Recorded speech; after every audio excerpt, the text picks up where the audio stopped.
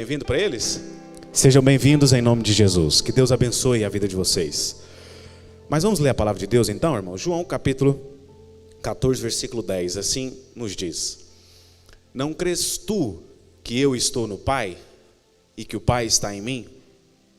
As palavras que eu vos digo, não as digo de mim mesmo, mas o Pai que está em mim é quem faz as obras. Crede-me que estou no Pai e o Pai em mim. Crede-me ao menos por causa das mesmas obras. Amém. Só aqui. Curva a sua cabeça comigo. Senhor Jesus, nós mais uma vez nos colocamos diante do Senhor e nos humilhamos perante a sua presença, Pai, porque reconhecemos a nossa posição de dependência no Senhor e pedimos nessa manhã: ensina-nos a andar conforme a sua vontade. Ensina-nos a andar na sua palavra. Que ela esteja mais uma vez gravada, ó Deus, como em uma lápide em nosso coração nesse momento, a fim de que jamais nos esqueçamos da sua verdade e nos colocamos em prática a cada dia aquilo que o Senhor tem falado conosco. Que o nosso coração esteja disposto a ouvir a sua voz e que nada, ó Deus, que nenhum problema pessoal, que nenhuma dificuldade, talvez que nós tenhamos enfrentado no dia de hoje inclusive, possa tirar a nossa atenção de ouvir a sua voz, mas que o teu Espírito Santo possa achar ocasião em nosso coração e ministrar aquilo que o Senhor tem para nós no dia de hoje, a fim de que saiamos daqui edificados pelo Senhor Jesus, em nome de Jesus, amém. Eu preciso de mais 2 incendiários aqui comigo. Quem se põe nessa manhã dessa condição? Amém, glória a Deus. Nós estamos aqui para adorar a Deus, né, irmãos? Sobretudo, então fique sensível à voz do Espírito Santo. Irmãos, ao longo desses 3 meses que se passaram desde abril, nós estivemos falando aqui dos atributos de Deus, daquilo que Deus é. Eu me lembro que na primeira lição que eu ministrei, na primeira aula que eu falei, eu disse que compreender Deus em toda a sua totalidade jamais será impossível para mim e para você ainda estando aqui. Isso não é um pressuposto que nós, já que eu não consigo entender a Deus, eu não vou estudar então os atributos de Deus ou estudar aquilo que Deus é. Pelo contrário, isso deve nos motivar a conhecer ainda mais quem Deus é na sua essência. O que eu quero dizer quando eu digo isso é que a eternidade é que revelará para nós, porque foi o próprio apóstolo João, em uma das suas cartas, que nos escreveu isso. Quando chegaremos naquele dia, conheceremos a Ele como Ele é. Então só conheceremos a Deus como Ele é, em sua totalidade, na eternidade. E hoje é um assunto que fala sobre a Trindade, como costume católico, fala Trindade, ou para nós, triunidade. E por que costume católico? Porque Trindade é até uma dicotomia do atributo de Deus, como se dividisse Deus em 3 deuses. Trindade. Por isso que se você ainda usa essa expressão de Trindade, é lógico que a gente não tem maldade nisso, né? Talvez pelo nosso ensino nós aprendemos assim. Mas o correto mesmo não é Trindade, sim triunidade, porque são 3 que se fundem em um. E se tratando desse assunto aqui, na Bíblia, em nenhum lugar, nem do Gênesis até o Apocalipse, aparece a palavra Trindade, em nenhum lugar. O que nós vemos são a afirmação da condição de Deus que se manifesta como Pai, que se manifestou em Cristo como Filho e que se manifesta hoje em mim e em você através do seu Espírito Santo. Mas a palavra Trindade não aparece na palavra de Deus. E nós, irmãos, sabemos que isso é um mistério. A doutrina da Trindade é um mistério, da triunidade é um mistério. E por que é um mistério, irmãos? Porque, como eu acabei de dizer, isso está naquele rol de coisas que a nossa limitação da nossa mente não consegue explicar ou compreender. O que nós fazemos é aceitar a verdade da triunidade de Deus e vivenciá-la na nossa prática. Eu acho interessante que Paulo, na sua carta aos Efésios, capítulo 5, nos últimos versículos ali, ele fala de Cristo com a sua igreja, da união. E ali ele começa a retratar, inclusive, e a aconselhar, aquelas palavras dirigidas para o casal, para o homem e para a mulher. Como Cristo amou a igreja, assim o marido deve amar a sua esposa. Como a igreja é submissa a Cristo, assim a esposa deve ser submissa ao marido. Mas lá nos versículos finais, evangelista Daniel, o apóstolo Paulo vai dizer assim: isto é um grande mistério. Vou ler esse versículo aqui. Versículo 32 do capítulo 5. Grande é esse mistério. Digo, porém, a respeito de Cristo com a união na sua igreja. O que Paulo está dizendo aqui? É como se Paulo dissesse assim, gente, a nossa mente humana não consegue entender, então eu não vou gastar muitas palavras para explicar a união de Cristo com a sua igreja. Aí no último versículo ele vai dizer assim: assim também vocês, cada um em particular, ame a sua mulher como a si mesmo, e a mulher reverencie o seu marido. Ou seja, Paulo sintetiza essa questão em uma palavra, um mistério. E aí ele vai falar, melhor gente, vamos viver isso à prática. Então homem, ame a sua mulher, mulher respeite o seu marido, seja submissa. Isso é a prática. Da mesma forma, é a triunidade de Deus. Nós não devemos tentar entender com toda a nossa lógica humana. A triunidade de Deus, isso eu quero já no começo para você entender, ela deve ser vivida. Deus é o meu Pai, como meu Pai, Ele é o provedor da minha vida. Cristo é quem me justifica, e como justifica, Ele não tem mais acusação sobre a minha vida. O Espírito Santo é quem me consola, então eu tenho alegria no meio da tristeza. A triunidade, ela deve ser vivida. Em outras palavras, é isso que a palavra de Deus nos traz. E uma das maiores definições que eu achei sobre a triunidade de Deus foi um teólogo americano, Warfield, que ele disse o seguinte: existe apenas um Deus, único e verdadeiro. Mas na unidade, preste atenção nisso, mas na unidade da divindade, existem três pessoas, coeternas e coiguais, da mesma substância, mas de subsistência distinta. E o que é isso aqui? Por que subsistência distinta?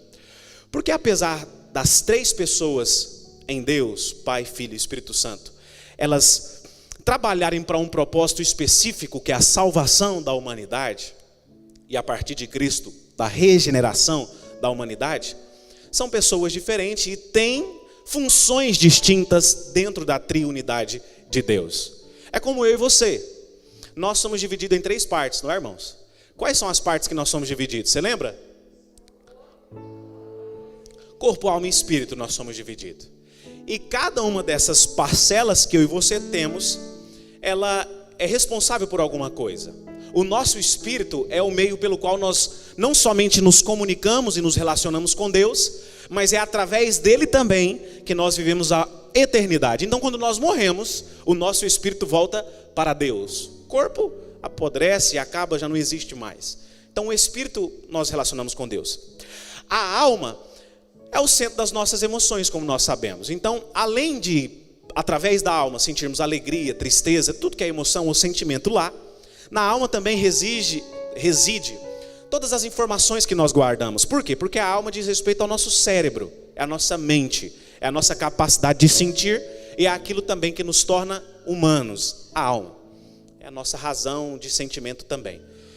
E o corpo é o meio pelo qual nós nos relacionamos aqui nessa terra. Sem o corpo não tem como nós estarmos na matéria. E sem o corpo nós não estaríamos aqui, porque já seríamos espírito e estaríamos no céu.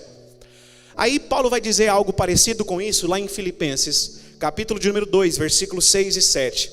Quando fala da materialização de Cristo. É um texto conhecido, mas eu vou ler.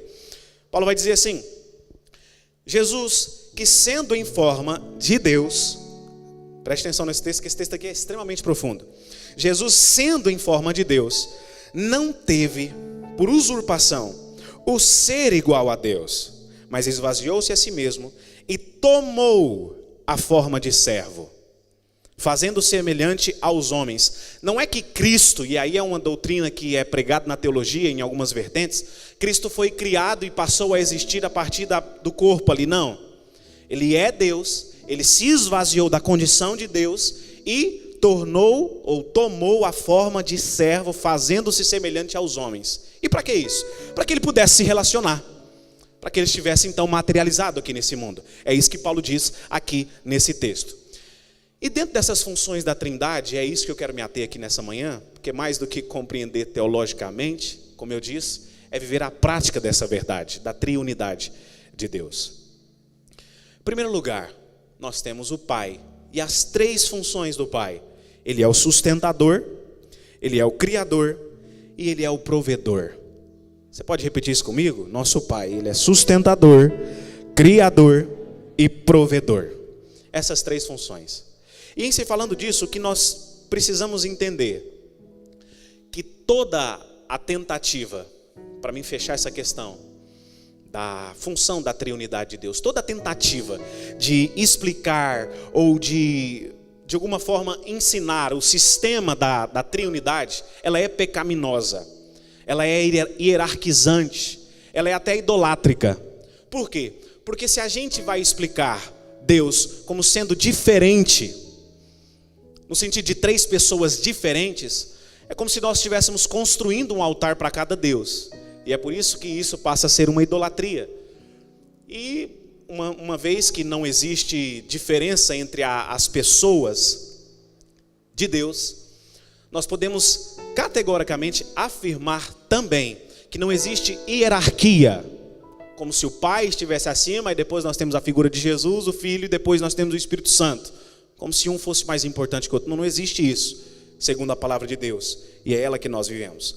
O escritor aos Hebreus, inclusive, lá no capítulo de número 1, versículo 3, a parte inicial do versículo 3, ele vai dizer o seguinte: Jesus, o Filho, é o resplendor da glória de Deus e a expressão exata do seu ser. Jesus é a expressão exata do ser de Deus. O que o escritor aos Hebreus está dizendo aqui? Ele é Deus. Ele é a expressão exata de Deus. É por isso que não há uma diferenciação. Entende, irmãos? Então, se falando da figura que a palavra de Deus nos traz como Deus Pai, sendo o Criador, em primeiro lugar. Gênesis, no versículo 1, lá do capítulo 1, nós já observamos que Deus criou todas as coisas, pelo poder da sua palavra.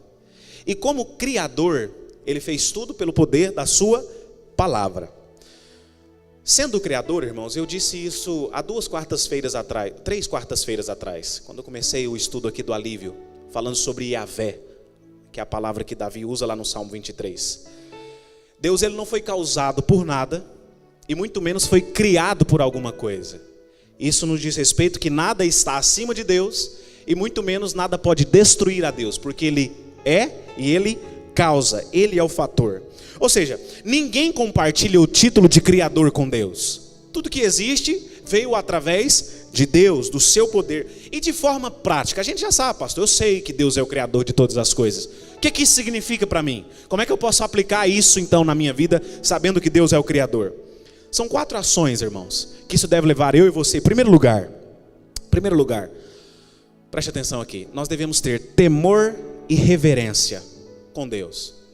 O que tem sido muito perdido nos dias de hoje, porque a nossa geração não consegue ser uma geração reverente, não consegue ter temor com as coisas de Deus. A gente vem vendo tantas atrocidades, né, à luz da palavra de Deus, que tem acontecido aí até ao longo dessa semana, né?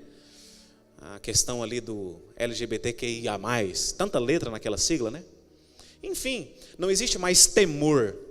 Jesus, falando inclusive sobre o temor, em Mateus capítulo 10, versículo 28, Jesus vai dizer assim: não temam os que matam o corpo, mas podem matar a alma. Antes temam aquele que pode destruir tanto a alma como o corpo no inferno. Salomão vai nos dizer assim que o temor do Senhor é o princípio da sabedoria. Irmãos, ontem eu estava no aniversário e eu falava para essa pessoa que sabedoria, evangelista Daniel, ela não tem como ser conquistada com esforço humano, no sentido de estudo. Nós podemos fazer as melhores faculdades que esse mundo nos proporciona, podemos ler os melhores autores, os melhores livros, mas sabedoria, ela não é adquirida num banco, lendo algum material. Sabedoria, ela é adquirida na presença de Deus. Uma pessoa cheia de Deus é uma pessoa sábia. E se eu perguntar aqui, falar, irmão, quem quer ser sábio? Todo mundo vai levantar a mão. A pessoa que nós temos ilustrado na palavra de Deus mais sábio e consequentemente que foi mais proeminente em seu reinado, muito rico, foi o rei Salomão. Inclusive foi ele que disse que isso, né, o temor do Senhor é o princípio da sabedoria. É como se Salomão estivesse dizendo assim: quem teme ao Senhor, vive uma vida abundante, vive uma vida abençoada, vive uma vida próspera, porque o temor do Senhor é o princípio da sabedoria. E você não vai ver alguém que é sábio sendo uma pessoa afundado em algum lugar. Uma pessoa sábia, ela vive sempre de glória em glória. Como Paulo vai nos dizer, A nossa vida, ela é conduzida por Cristo em triunfo, porque a sabedoria rege a nossa vida. Eu tenho temor de Deus, a sabedoria enche o meu coração, e isso resulta em prática na minha vida. Porque o Evangelho de Jesus, irmãos, não é teoria. O Evangelho de Jesus não é somente ficar na palavra, ouvir um momento como esse, a palavra do Senhor, e voltar para as mesmas práticas. O Evangelho de Jesus é prática. Os fariseus, eles ficavam muito preocupados com a liturgia. Um dia, lá em João capítulo 8, eles chegam com a mulher pega em adultério. Jesus, a lei nos manda que quando a mulher é pega em adultério, ela deve ser apedrejada. Preocupado demais com teoria o povo estava. Aí Jesus, não gente, espera aí, não é assim não. Se você não tiver pecado, atira a primeira pedra. A mensagem que Jesus passa nesse texto de João 8, ela é muito profunda. A nossa vida deve ser regida pela prática. Pela prática, irmãos. E isso deve resultar em temor e reverência com o nosso Deus, que é o nosso Criador. Porque se Ele está acima de tudo, eu devo reverenciar o meu Criador. Segundo lugar, saber que Ele é o nosso Criador, isso deve me levar a ter ação de graça e adoração. Por quê? Porque se Deus não tivesse me criado, se Deus não tivesse usado de misericórdia para comigo, aqui eu não estaria.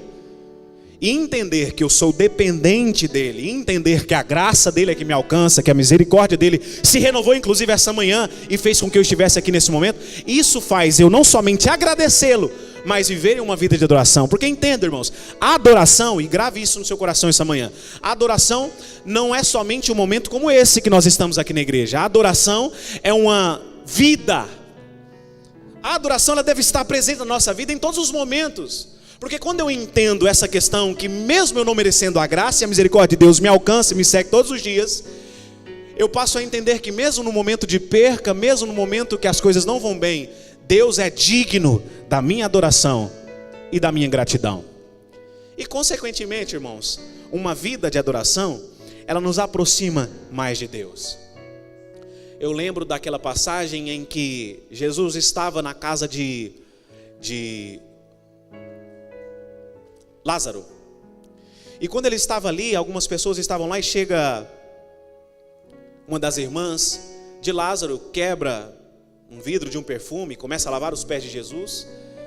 E Jesus repreende inclusive Judas, que só olhava para a questão do dinheiro ali, né? Judas era o tesoureiro de Jesus, e ele ainda roubava toda a oferta que era colocada para o ministério de Jesus. A palavra de Deus vai nos dizer.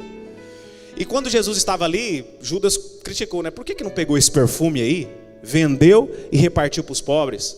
Aí Jesus repreende, não Judas, eu sei muito bem que você não está interessado em ajudar os pobres. Inclusive isso é um pressuposto de muitas pessoas que não abençoam o reino de Deus aqui na terra, né? Não consegue ofertar, não consegue dizimar, não, é melhor dar para os pobres. Não dá nada aqui, não dá nada lá também não. Judas tinha justamente esse coração. Aí Jesus fala para Judas, não, o pobre vai estar sempre na terra. Ela na verdade sabe que eu estou aqui somente por um momento, está me preparando, me ungindo para o sacrifício que eu vou passar. E aí quando Maria chega em Jesus, uma outra irmã de Lázaro, e fala, Jesus, eu estou precisando de ajuda aqui, fala para Marta vir me ajudar. Por quê? Desculpa, Marta chegou em Jesus, fala para Maria vir me ajudar. Porque eu estou muita gente para servir aqui, e essa tarefa era para as mulheres naquele tempo. Jesus vira para Marta e diz, não mulher, não vou fazer isso, porque ela escolheu a melhor parte, que foi me adorar, e isso não será tirado. Então, uma vida resultante do conhecimento daquilo que Deus fez na minha vida, ela vai resultar em gratidão, e a gratidão na prática é a adoração. Isso deve estar presente, porque nós sabemos que o nosso Deus está acima de todas as coisas como Criador. Em terceiro lugar, deve nos levar à humildade. Humildade, eu falava disso aqui na quarta-feira, mas eu só vou citar então nesse trecho algo que Jesus mesmo disse no sermão da bem-aventurança. Ele vai dizer assim, bem-aventurados os humildes de coração, porque eles receberão a herança. Ninguém, irmãos, que não seja humilde, vai entrar na eternidade. Isso é muito forte. São palavras de Jesus, bem-aventurados os humildes, porque eles receberão a herança. Quem não é humilde no coração, não vai receber a herança. Mas pastor, eu não consigo ter a humildade que Jesus nos fala. Quem capacita eu e você, irmãos, é o Espírito Santo. Aleluia por isso, né? Aleluia. E em quarto e último lugar, entender que Deus é o nosso Criador deve nos levar a uma vida de confiança, e isso eu quero que você grave aqui, confiança quanto ao propósito da nossa existência. Porque se Deus é o meu Criador, eu não fui causado por uma coincidência no universo. Não foi uma explosão que me causou, que me criou, muito pelo contrário, foi Deus que me criou. E como Criador, Ele sustenta a minha vida. Eu tenho um propósito aqui nesse mundo. Irmãos, isso deve encher o nosso coração, porque em um mundo hoje, que as pessoas não sabem o para quê da existência dela, nós sabemos. Você possui um propósito na presença de Deus. E o seu propósito aqui não é só vegetar, dormir, comer, trabalhar. Não é só isso. Seu propósito aqui é para dar glória a Deus, ser bênção aqui nessa terra e levar aonde quer que você for a imagem do Espírito Santo. Isso quer dizer uma vida abençoada por Deus. Esse é o propósito. A nossa vida tem um propósito da parte de Deus. Em segundo lugar, Deus é o nosso sustentador. Criador, sustentador. Você pode voltar comigo, pegar sua Bíblia lá em Jó, capítulo de número 34, versículo 14 e 15. Um dos amigos de Jó, Eliú, estava nesse momento falando, e aí ele vai dizer essas palavras aqui. Versículo 14, capítulo 34. Se ele pusesse o seu, está falando de Deus, se Deus pusesse o seu coração contra o homem e recolhesse para si o seu espírito e o seu fôlego, toda a carne juntamente expiraria e o homem voltaria para o pó. O que Eliú está dizendo aqui para Jó? Jó estava meio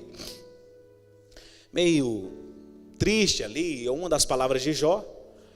Eliú pega essa oportunidade e fala: Jó, se Deus não usasse da sua misericórdia para com você, nem vida você teria mais. Porque se Ele tirasse o espírito, se Ele tirasse o fôlego de vida, você morreria, toda a carne expiraria e o homem voltaria ao pó. Entender isso aqui, irmãos, inclusive é libertador. Entender que Deus é o sustentador. Porque além de ser o Criador do universo, Ele sustenta. Agora escute isso aqui. Se Deus, irmãos, sustenta até as estrelas que estão nos céus, os astros que inclusive exercem a sua importância aqui na terra, como o sol, como a lua exerce a sua importância sobre o mar, na maré, etc. Se a lua estiver mais cheia, a maré está mais alta, existe uma coisa nesse sentido. Agora, preste atenção, se Ele sustenta até isso, que ao meu e ao seu ver é totalmente fora de controle, Ele não vai sustentar a sua vida, irmão? Aleluia! Glória a Deus! Porque entender isso aqui deve tirar o medo do nosso coração de que, meu Deus, se não entrar dinheiro essa semana, como é que eu vou pagar aquela conta? Se eu não conseguir esse dinheiro, como é que eu vou realizar esse projeto que eu estou sonhando há tanto tempo? Irmão, inclusive, se Ele é o seu Criador, foi Ele que colocou o sonho que está dentro do seu coração. E mais do que somente ser o sustentador de algum sonho que Ele plantou no nosso coração, evangelista Daniel, Ele é o financiador. Por que Ele é o financiador? Porque é Ele que vai providenciar todas as condições que eu e você precisemos. Glória a Deus por isso. Ele é o sustentador da sua vida, irmãos. Isso significa dizer que a sua casa, que a sua vida, que os teus sonhos e qualquer projeto que você esteja só pensando, está sendo sustentado por Deus. Aleluia por isso. Ele é o nosso sustentador. E por fim, Ele é o nosso provedor, que está até ligado a isso, essa última questão que eu acabei de dizer. Nós vemos lá no livro do Gênesis, no capítulo 22, um episódio conhecido, lá no Monte Moriá, Abraão com seu filho Isaque. É a primeira vez que aparece essa expressão, Jeová Jireh. Ele é o nosso Deus provedor. Agora existe um texto, irmãos, que Paulo escreve aos Filipenses, capítulo 4, versículo 19, que Paulo vai dizer assim: o meu Deus, segundo as suas riquezas. Segundo as riquezas de quem, irmãos? De dele, né? Então, perceba, o seu patrimônio é limitado? O meu é. O seu é? Com certeza, o seu patrimônio é limitado. Até, inclusive, dos homens mais ricos hoje do mundo, aquele Elon Musk, né, o dono da Tesla, é limitado. Ele não é dono de todas as coisas. Aí o Paulo vai falar assim: o meu Deus, segundo as suas riquezas. A riqueza de Deus é limitada?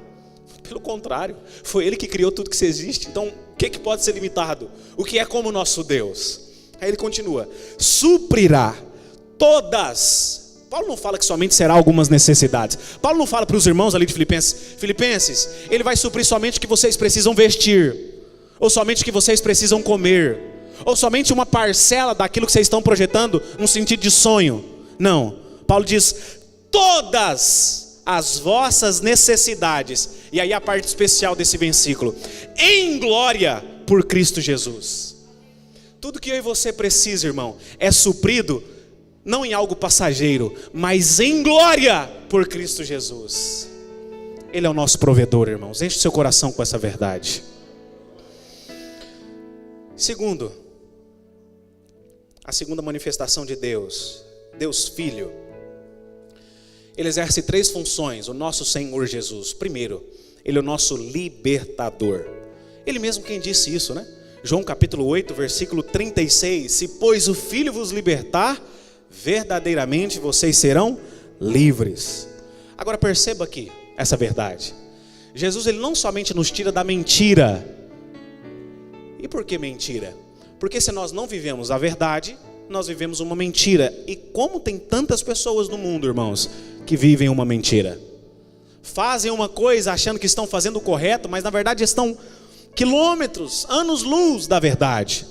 Porque eu e você, nós fazemos tudo que fazemos de bom, não porque a gente de alguma forma quer merecer a salvação. Pelo contrário, a gente faz tudo que nós fazemos de bom porque nós já recebemos a salvação. Então não fazemos para ser salvo, nós fazemos porque somos salvos, diferentemente de muitas pessoas. Então tem muita gente que vive uma mentira nesse sentido. Então Deus, além de nos tirar da mentira, Ele também tira a nossa ignorância espiritual, a venda que muitas vezes é colocada em nossos olhos.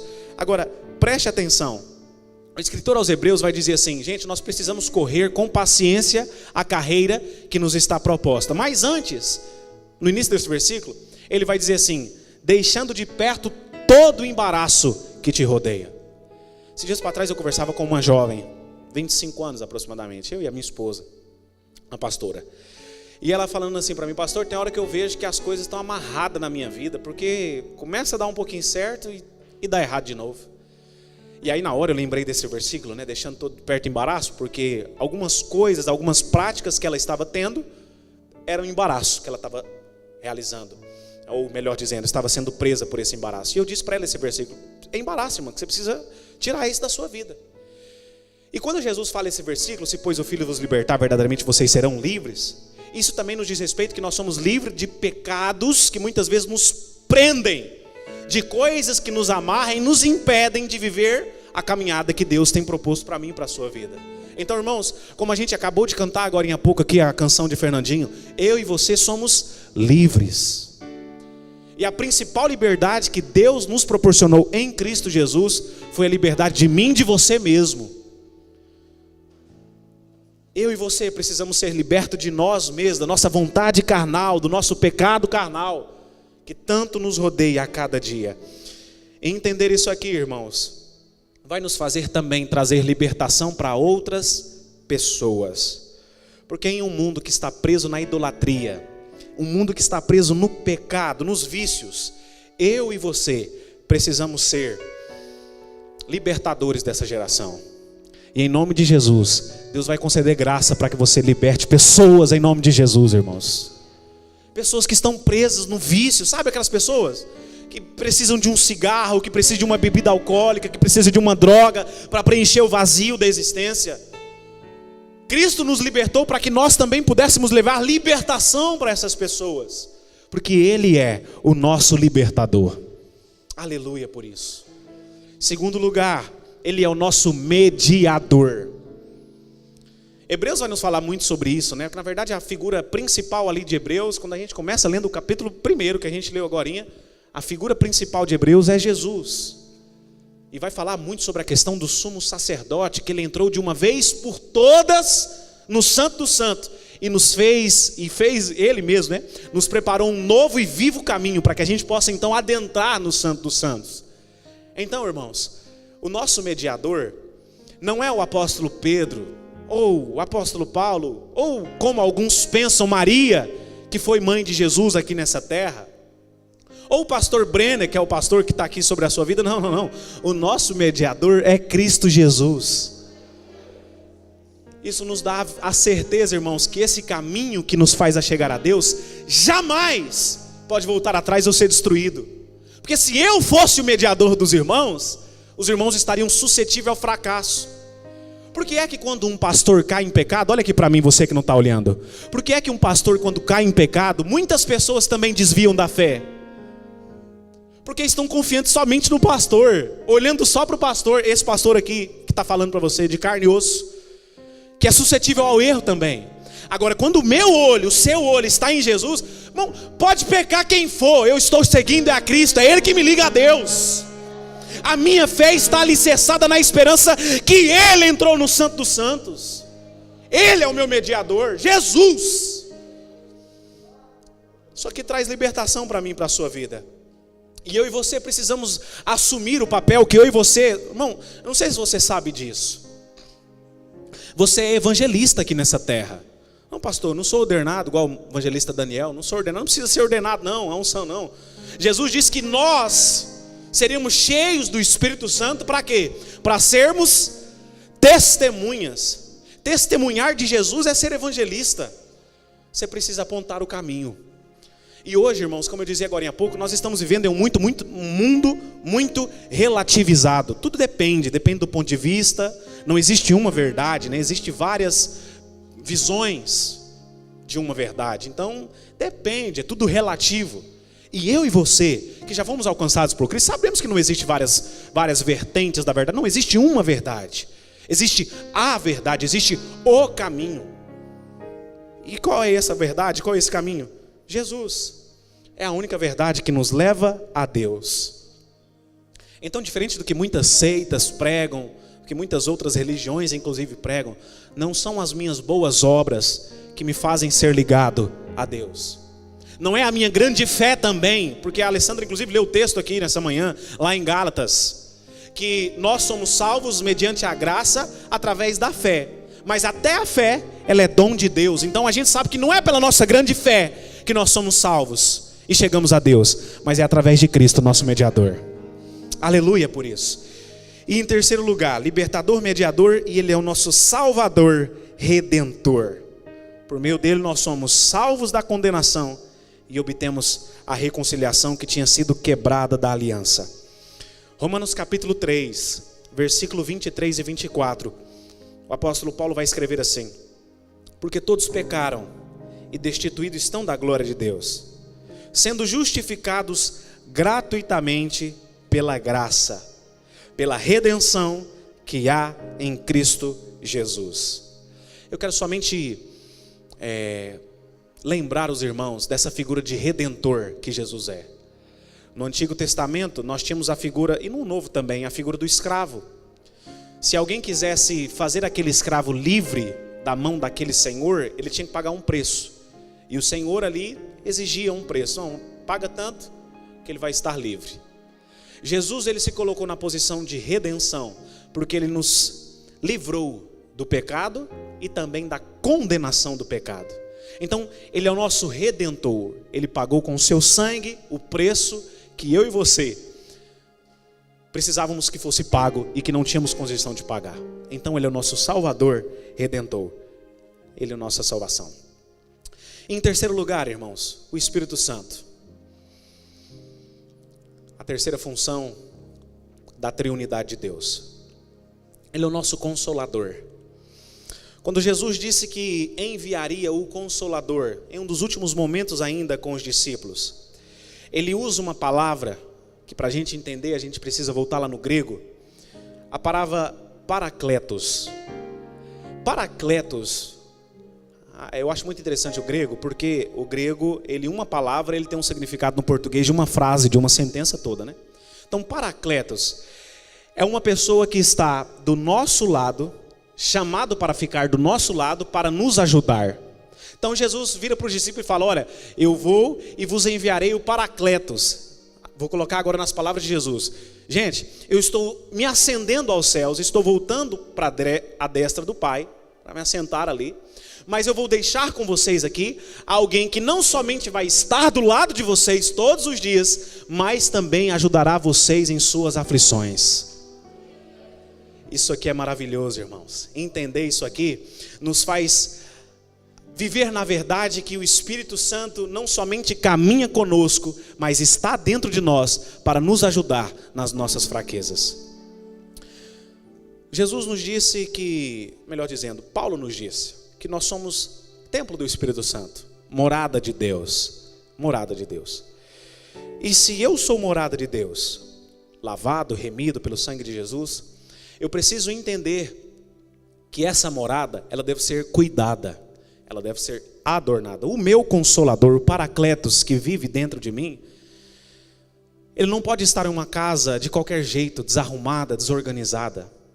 E isso aqui, olha para mim, vale tanto para o sentido físico, de você cuidar do seu corpo, sim, irmão, isso não é vaidade não, tá? Você ir para uma academia, você cuidar da sua alimentação, isso não é vaidade. Não é vaidade. Isso é cuidar da morada do Espírito Santo. Mas também em um sentido espiritual. A palavra de Deus, ela é recheada de texto que nos fala que sem santidade não tem como chegar a Deus. Da mesma forma, o Espírito Santo não fica em uma morada se nela não estiver santidade. Deixa eu fazer uma pergunta para você. O que a sua boca tem falado, irmãos? O que seus ouvidos têm ouvido? O que os teus olhos têm visto? Tem gerado santidade na sua vida, ou é o contrário? Tem te afastado de Deus? E às vezes isso pode ser uma mensagem muito simples, pastor Luiz, pregada para criança até mesmo. Cuidado o olhinho com o que vê, cuidado o ouvido, já viu? Lembra daquela música? E apesar de ser tão simples, eu e você precisamos ser lembrados disso, porque a santidade, irmãos, ela é um pressuposto básico para que o Espírito Santo faça morada em nós. Sem santidade, ninguém vê a Deus. É maravilhoso entender que o Espírito Santo é o nosso Consolador, que no momento de aflição, de angústia, de dificuldade, Ele está em nós para nos ajudar, mas Ele só habita em um lar onde tem santidade. Santidade. Em segundo lugar, o Espírito Santo é o nosso convencedor. Convencedor, é Ele quem convence. Acho que algum dia para trás aí eu falava que algumas pessoas desistem, né, de pregar o evangelho para as pessoas. Ah, pastor, já preguei para tanta gente, ninguém muda de vida, ninguém aceita Jesus, ninguém sai do lugar. Sempre quando alguém me vem falar isso, eu falo, irmão, quem convence não é você.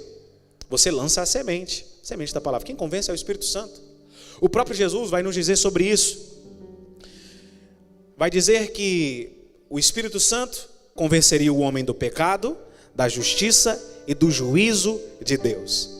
E aqui existem duas verdades. Primeiro, isso deve nos estimular a não parar de pregar o evangelho. É o Espírito Santo quem convence. No momento certo, aquela palavra que eu direcionei para aquela pessoa, talvez há muitos anos atrás, o Espírito Santo vai lembrar e vai convencer. E aquela pessoa também vai experimentar do novo nascimento. Mas também existe uma outra verdade aqui. O Espírito Santo, ele convence. Jesus falou que o Espírito Santo acusa, irmãos. Ele disse isso em algum lugar? Não. Em nenhum momento Jesus disse que o Espírito Santo ele vem para nos acusar. Na verdade, Jesus nos aponta quem que exerce essa função de acusador. Quem é? Satanás. Ele vem para nos acusar. Isso aqui deve trazer uma verdade para o seu coração, porque eu e você estamos suscetíveis a errar. Talvez hoje, né? 10 horas da manhã, eu e você já erramos. Talvez em pensamento hoje. Mas cada vez que vier algum tipo de acusação no seu coração, você deve entender logo na hora. Bom, Jesus disse que o Espírito Santo convence, não acusa. Quando Satanás ele vem com essa figura de acusador, ele deseja te afastar da presença de Deus. Porque a acusação, ele gera o que em nós? Vergonha. A vergonha faz com que a gente se esconde. Foi isso que Adão fez, não foi, irmãos? Qual foi a primeira reação de Adão quando ele peca lá no jardim? O que ele fez? Deus, Adão, cadê você? Deus, eu ouvi a sua voz, tive medo e me escondi. Agora, perceba algo. O Espírito Santo, da mesma proporção que Satanás vem acusando, ele vem trazendo convencimento para que você não se afaste e use folha de figueira como Adão fez, mas se aproxime de Deus e reconheça, eu pequei, mas eu mais uma vez, Deus, preciso da sua graça. Esse convencimento, Ele quer dizer que eu entendo o que eu fiz, mas mesmo assim eu não abro mão da presença de Deus. Cada vez, irmãos, que Satanás quiser apontar alguma coisa de errado que você fez, para te afastar de Deus, lembre no seu coração: não, eu dependo da graça, e eu sou dependente da misericórdia que vem através dessa graça. É por isso que eu não vou abrir mão de estar na presença de Deus. É por isso que eu não vou me esconder, é por isso que eu não vou ter medo, é por isso que eu não vou fugir. Porque o Espírito Santo, ele vem para convencer, e o convencimento, ele gera mudança. Então cada vez que eu sou convencido daquilo que eu fiz e me aproximo de Deus, a minha vida, ela é mudada. Você já viu aquela expressão, a pessoa teve a sua vida mudada da água para o vinho? É justamente que isso vem através do convencimento do Espírito Santo. A nossa vida, ela é transformada da água para o vinho, de forma prática, como eu dizia lá no início. Em terceiro lugar, o Espírito Santo, ele é intercessor. Eu quero ler esse texto com os irmãos, lá em Romanos capítulo 8, versículo 26 e versículo 27. Que Paulo diz assim: e da mesma maneira, também o Espírito ajuda as nossas fraquezas, porque não sabemos o que havemos de pedir, como convém, mas o mesmo Espírito intercede por nós, com gemidos inexprimíveis. E aquele que examina os corações sabe qual é a intenção do Espírito, e é Ele que, segundo Deus, intercede pelos seus santos. Eu me lembro, na verdade já ouvi isso de muitas pessoas, que com o pressuposto de não saber o que falar, não oram a lei. Pastor, eu não sei o que falar, né? E muitas vezes, porque são poucas as palavras, porque não conversa muito com Deus, a pessoa gasta 2 minutos, 3, já está bom demais. Já orei muito hoje, né? 5 minutos, já está bom demais. Irmãos, Paulo aqui nos traz uma afirmação. Automaticamente eu e você não sabemos como orar. Nós não sabemos, olha aqui, porque não sabemos o que havemos de pedir como convém, mas o mesmo Espírito Santo intercede por nós. O que Paulo está falando aqui? Em outras palavras, é como Paulo estivesse dizendo para mim e para você: gente, quando vocês não tiverem o que falar e não souberem, não parem de orar, não cessem de orar, não cessem de falar com Deus. Se você tiver somente lágrimas para derramar diante de Deus, derrame as lágrimas, porque o Espírito Santo pega cada lágrima, pega cada soluço que às vezes você apresenta diante de Deus e converte-as, interpreta-as em palavras. E muitas vezes, irmãos, eu e você, pelo nosso cansaço, pela nossa dificuldade, a gente chega a falar para Deus assim, né? Quem não falou nunca isso para Deus? Quem que nunca falou isso para Deus que eu vou falar aqui, pastor Luiz? Eu vou desistir, não dou conta mais. Quem que nunca falou isso? A gente fala. E aí, irmãos, Paulo aqui nos traz um regozijo muito grande nesse versículo, que é como se a gente estivesse falando isso aqui na terra, e o Espírito Santo chega diante de Deus e fala: não, papai, ele não quer desistir, ele só está cansado, ele só está precisando da bênção, ele só está precisando de uma força. Paulo diz que ele chega gemendo, chorando. Não, ele não quer desistir, ele só está precisando de uma força que vem do Senhor, ele só está precisando de um estímulo. Então abençoe ele agora, que ele vai continuar caminhando. É por isso que eu e você precisamos encher o nosso coração com essa verdade, que se talvez a gente não tenha nada, entre aspas, porque a gente sempre tem alguma coisa para falar para Deus, mas na nossa visão nada para falar com Deus, nós não podemos abrir mão da oração, porque a oração é o fôlego da nossa alma. A oração, irmãos, é o fôlego da alma. Da mesma forma que você precisa respirar para o seu pulmão e injetar força para o seu corpo, assim é a oração para a sua vida com Deus. Para que você seja fortalecido, irmãos, não cesse de orar, porque Ele é o teu intercessor. Ele é o teu intercessor. Fique de pé nesse momento em nome de Jesus. Max, vem aqui, meu irmão. Eu sei, irmãos, que dentro dessas verdades que eu trouxe aqui esta manhã, e como eu disse, talvez nós saibamos delas. Pastor, eu sei disso tudo.